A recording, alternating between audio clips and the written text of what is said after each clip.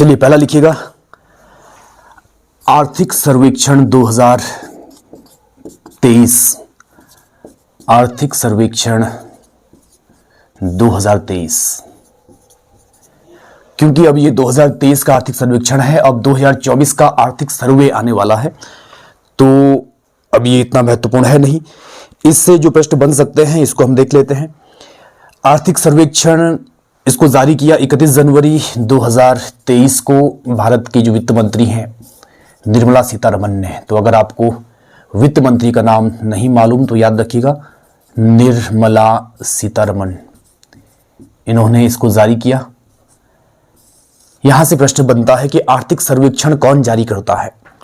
तो आर्थिक सर्वेक्षण भारत सरकार का वित्त मंत्रालय जारी करता है। वित्त मंत्रालय इसको जारी करता है। देखिए, ये बजट से पहले जारी किया जाता है, अर्थव्यवस्था की तस्वीर बताने के लिए कि किस क्षेत्र का योगदान कितना है, कहां पर कितना विकास हो रहा है, कितना रोजगार सृजन हो रहा है, ये सब बातें इसमें बताई जाती हैं और इसको वित्त मंत्रालय जारी करता है। तो क्योंकि अब ये पुराना है, अब नया आर्थिक सर्वे आने वाला है, तो यहां से जो प्रश्न बनता है ट्रेडिशनल कि कौन जारी करता है, तो इसको वित्त मंत्रालय जारी करता है। और इस समय भारत में वित्त मंत्री हैं श्रीमती निर्मला सीतारमण। देखिएगा, भारत का पहला आर्थिक सर्वेक्षण जारी किया गया था 1950-51 के बजट में। इस समय आर्थिक सर्वेक्षण बजट के साथ ही जारी किया जाता था और 1964 में इसे बजट से अलग कर दिया गया। 1964 ईस्वी से ये बजट से पहले जारी किया जाता है। तो याद रखिएगा, कौन जारी करता है? वित्त मंत्रालय। और पहले बजट के साथ जारी किया जाता था, अब इसको बजट से अलग जारी किया जाता है, बजट से पहले जारी किया जाता है।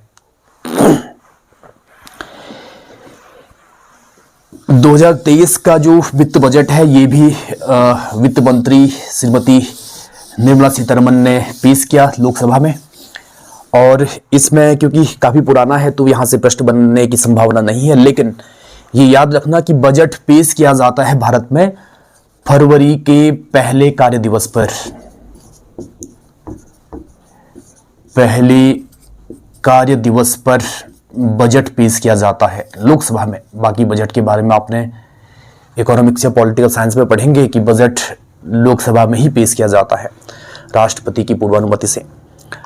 तो फरवरी के पहले कार्य दिवस पर पेश किया जाता है, यानी 1 फरवरी को। अगर 1 फरवरी को अवकाश होगा तो फिर इसके बाद जो भी दिन होगा 2 फरवरी, 3 फरवरी। इससे पहले ये फरवरी के अंतिम कार्य दिवस पर पेश किया जाता था, लेकिन अब सरकार ने थोड़ा बदलाव किया है कि फरवरी के पहले कार्य दिवस पर पेश किया जाएगा ताकि बजट पर चर्चा समय से हो सके, समय से इसका आवंटन हो सके। तो याद रखिएगा, बजट फरवरी के पहले कार्य दिवस पर पेश किया जाता है 1 फरवरी को, अगर छुट्टी ना हो तो। ठीक, इसमें एक एयरपोर्ट चर्चा में था, शिवमोगा हवाई अड्डा। शिवमोगा एयरपोर्ट,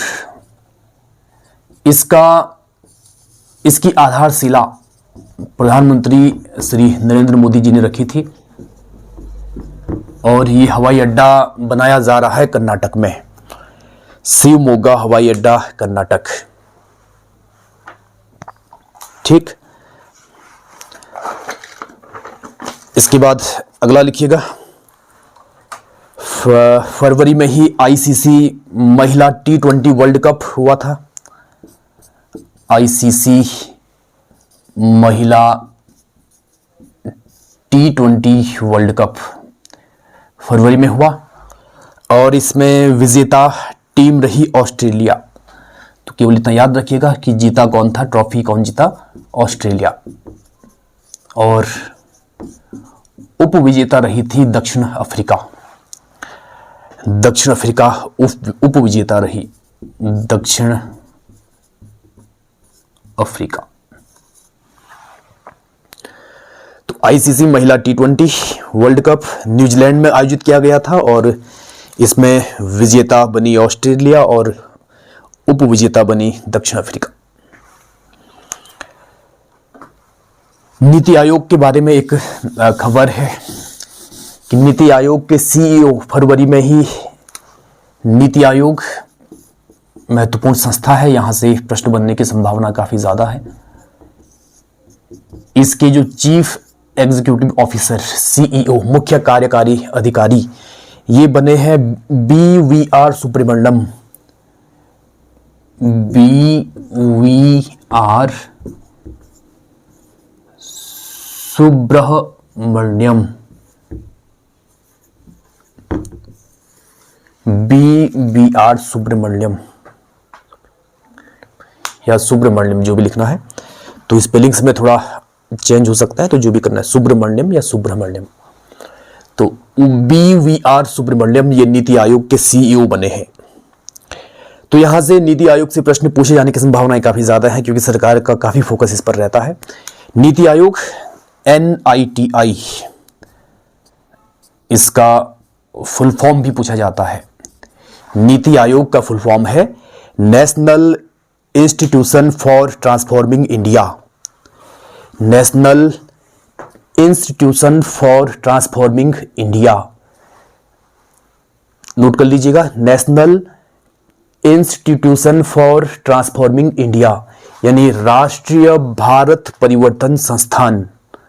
राष्ट्रीय भारत परिवर्तन संस्थान, ये योजना आयोग की जगह पर इसको लाया गया है। ये हम जानते हैं, पूछा भी जाता है कि किसकी जगह इसने ली है, तो योजना आयोग की जगह पर इसको लाया गया है और ये आर्थिक विकास के लिए सरकार को सलाह देता है। इसकी स्थापना 1 जनवरी 2015 को हुई थी। जिसको नहीं पता, काफी महत्वपूर्ण संस्था है। 1 जनवरी 2015 को इसकी स्थापना हुई थी और इसके अध्यक्ष प्रधानमंत्री होते हैं भाई। इसके अध्यक्ष होते हैं प्रधानमंत्री, पदेन होते हैं। पदेन का मतलब है कि जो व्यक्ति प्रधानमंत्री होगा वो नीति आयोग का भी अध्यक्ष होगा। तो यहां से प्रश्न बनेगा कि नीति आयोग के प्रथम अध्यक्ष कौन थे। तो 2015 में जब गठित किया गया था, इस समय नरेंद्र मोदी सरकार थी, तो नरेंद्र मोदी इसके अध्यक्ष थे, अभी भी हैं। इसके प्रथम उपाध्यक्ष पूछे जा सकते हैं, क्योंकि उपाध्यक्ष की भूमिका काफी ज्यादा होती है। तो फर्स्ट उपाध्यक्ष, प्रथम उपाध्यक्ष थे अरविंद पनगड़िया। अरविंद, श्री भी लगा देना आगे से, अरविंद पनगड़िया। अरविंद पनगड़िया ये तो पहले थे, लेकिन वर्तमान में कौन है, महत्वपूर्ण है भाई। वर्तमान उपाध्यक्ष, वर्तमान, थोड़ा लेख खराब है मेरा, तो अगर जहां पर पढ़ने में नहीं आएगा तो आप सुन लीजिएगा। वर्तमान उपाध्यक्ष हैं डॉक्टर सुमन बेरी। डॉक्टर सुमन बेरी, डॉक्टर सुमन बेरी।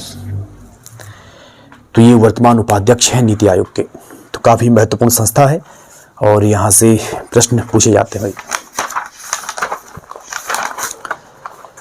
इसके बाद नेक्स्ट लिखिएगा, G20 के बारे में। ये बार बार आता रहेगा, क्योंकि G20 की कई सारी मीटिंग्स भारत में हुई हैं। इनके जो अलग अलग समूह हैं, उनकी कई मीटिंग्स भारत में हुई हैं। तो आगे एक जगह पर इसको पूरा सा देख लेंगे। फिलहाल केवल याद रखिएगा, G20 विदेश मंत्रियों का जो समूह है, इनकी बैठक हुई है नई दिल्ली में। मार्च में हुई थी बैठक। G20 विदेश मंत्रियों के समूह की बैठक नई दिल्ली में हुई। ठीक,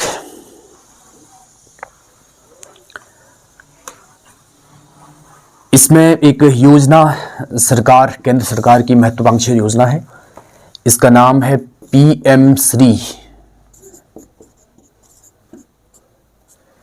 PM श्री, PM श्री योजना, इसका फुल फॉर्म है प्रधानमंत्री स्कूल फॉर राइजिंग इंडिया। प्रधानमंत्री स्कूल फॉर राइजिंग इंडिया, प्रधानमंत्री स्कूल फॉर राइजिंग इंडिया। और ये शिक्षा मंत्रालय की पहल है, जो भारत का शिक्षा मंत्रालय है, जिसको पहले मानव संसाधन विकास मंत्रालय कहते थे। शिक्षा मंत्रालय की एक पहल है।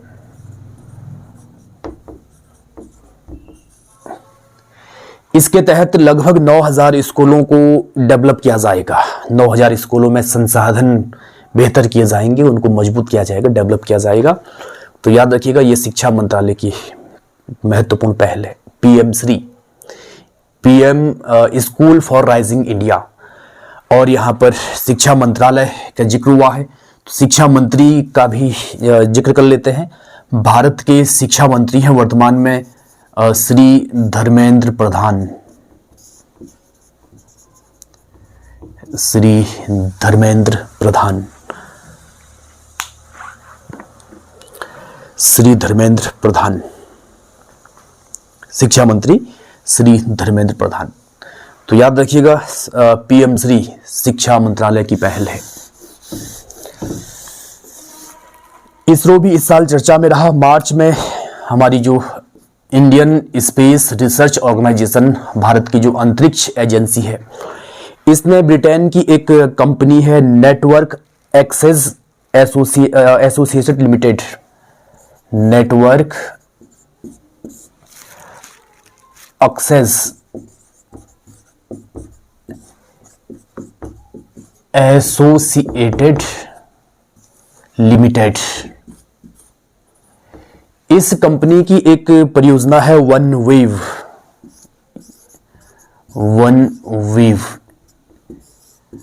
तो इस परियोजना के लिए यह कंपनी अंतरिक्ष में अपने सैटेलाइट्स स्थापित कर रही है। तो मार्च में ही इसरो ने इसके 36 उपग्रह एक साथ भेजे थे, 36 उपग्रहों को प्रक्षेपित किया था। और वैसे 36 उपग्रह 2022 में भी उसने प्रक्षेपित किए थे इसी कंपनी के। तो वन वेव जो परियोजना है इस कंपनी की, इसके 36 उपग्रहों को इसरो ने प्रक्षेपित किया है। तो यहाँ पर जो महत्वपूर्ण प्रश्न बन सकते हैं, कहाँ से प्रक्षेपित करता है इसरो? अपने जो अंतरिक्ष अभियान हैं इनको प्रक्षेपित करता है सतीश धवन अंतरिक्ष केंद्र, सतीश धवन अंतरिक्ष केंद्र श्रीहरिकोटा। ये महत्वपूर्ण है भाई। इसरो अपने जो उपग्रह हैं जो भी अंतरिक्ष में भेजता है, इन सबको सतीश धवन अंतरिक्ष केंद्र श्रीहरिकोटा से भेजता है। ये श्रीहरिकोटा आपने पढ़ा होगा, ये आंध्र प्रदेश में है और पुलिकट झील के निकट है, पुलिकट झील के किनारे है श्रीहरिकोटा। और इस जो ये 36 उपग्रह भेजे, इनको इसरो ने अपना जो लॉन्च व्हीकल है, जो रॉकेट है, उस रॉकेट का नाम है मार्क 3। मार्क 3 या इसको लिखते हैं LVM3, launch vehicle mark 3, LVM3। तो ये इसरो का अब तक का सबसे शक्तिशाली लॉन्च व्हीकल है। जो चंद्रयान 3 भेजा गया था वो भी इसी मार्क 3 के माध्यम से भेजा गया था। तो याद रखिएगा, वन वेव कंपनी जो परियोजना है, इसके 36 उपग्रह भेजे हैं एक साथ इसरो ने। कहां से भेजे हैं? सतीश धवन अंतरिक्ष केंद्र श्रीहरिकोटा। श्रीहरिकोटा कहां है? आंध्र प्रदेश में है, पुलिकट झील के किनारे है। और मार्क 3 इसरो का जो GSLV है, ये महत्वपूर्ण रॉकेट इसरो का है। इसरो के बारे में, इंडियन स्पेस रिसर्च ऑर्गेनाइजेशन, इसका मुख्यालय है बंगलुरु और इसकी स्थापना हुई थी 1969 ईस्वी में। बंगलुरु में इसका मुख्यालय है और इसकी स्थापना हुई थी 1969 ईस्वी में। और अभी इसके प्रमुख कौन है, ये आपके लिए ये एक होमवर्क है, इसको ढूंढिएगा। अभी इसके प्रमुख कौन है? जब चंद्रयान 3 भेजा गया था उस समय एस सोमनाथ थे और उसके बाद वही यह चेंज हो गए, तो इसको आपने चेक करना है, इसरो के प्रमुख। ठीक, आगे बढ़ते हैं। इसमें जैसे IPL होता है वैसे ही महिलाओं का भी महिला प्रीमियर लीग आयोजित किया गया था। और महिला प्रीमियर लीग 2023, MPL महिला प्रीमियर लीग 2023, इसकी विजेता बनी है मुंबई इंडियंस इसकी विजेता बनी है। और उप विजेता रही है दिल्ली, उप विजेता दिल्ली।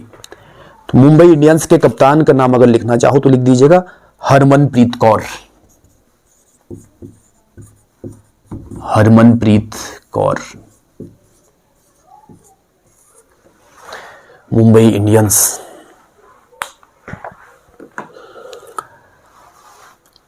ठीक,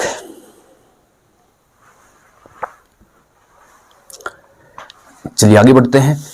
इसके बाद एक नाम लिखिएगा महत्वपूर्ण, दिल्मा रोसेफ या डिल्मा रोसेफ। तो उच्चारण थोड़ा अलग हो सकता है, डिल्मा रोसेफ।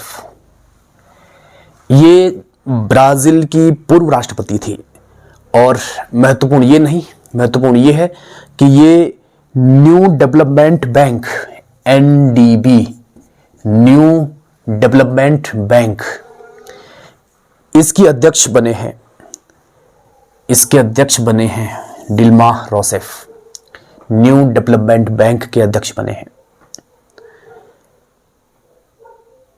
तो ये जो न्यू डेवलपमेंट बैंक है, ये महत्वपूर्ण है कि इसको ब्रिक्स देशों ने स्थापित किया था। ब्रिक्स देशों ने स्थापित किया और इसका मुख्यालय है संघाई। इसको स्थापित किया गया था 2015 में और इसका मुख्यालय है संघाई। संघाई कहां पड़ता है? चीन में। इसको चीन की वित्तीय राजधानी भी कहते हैं, चीन की आर्थिक राजधानी संघाई। चीन में अर्थव्यवस्था का केंद्र, जैसे भारत में भारत की वित्तीय राजधानी मुंबई कहलाती है, वैसे ही चीन की वित्तीय राजधानी संघाई है। वहां पर इसको स्थापित किया गया था 2015 में। ये किसने स्थापित किया है? तो ये ब्रिक्स देशों ने स्थापित किया है। ये ब्रिक्स क्या है? तो इसको देखिएगा, पहले इसका नाम था ब्रिक। 2009 में इसको स्थापित किया गया था। और ब्रिक का मतलब है ब्राजील, रसिया, इंडिया और चाइना। इन चार देशों ने, जो चार उभरती हुई अर्थव्यवस्थाएं हैं, इन्होंने मिलकर के एक संगठन बनाया था जिसका नाम था ब्रिक 2009 में। और फिर 2010 में इसमें साउथ अफ्रीका शामिल हुआ, तो 2010 से हो गया ये ब्रिक्स, यानी एस का मतलब है साउथ अफ्रीका। 2010 ईस्वी में तो ब्रिक्स में 5 देश हैं, ब्राजील, रसिया, इंडिया, चाइना और साउथ अफ्रीका। 2009 में इसकी शुरुआत हुई थी, 2010 में साउथ अफ्रीका इसमें शामिल हुआ, तो ये ब्रिक्स से ब्रिक्स हो गया। तो याद रखिएगा, डिल्मा रोसेफ न्यू डेवलपमेंट बैंक के अध्यक्ष बने हैं। 2015 में इसको स्थापित किया गया था। इसका मुख्यालय है संघाई, चीन में। ठीक, तो इनको नोट करिएगा। ठीक है, बाकी अगले वीडियो में आपको बताएंगे। Thank you.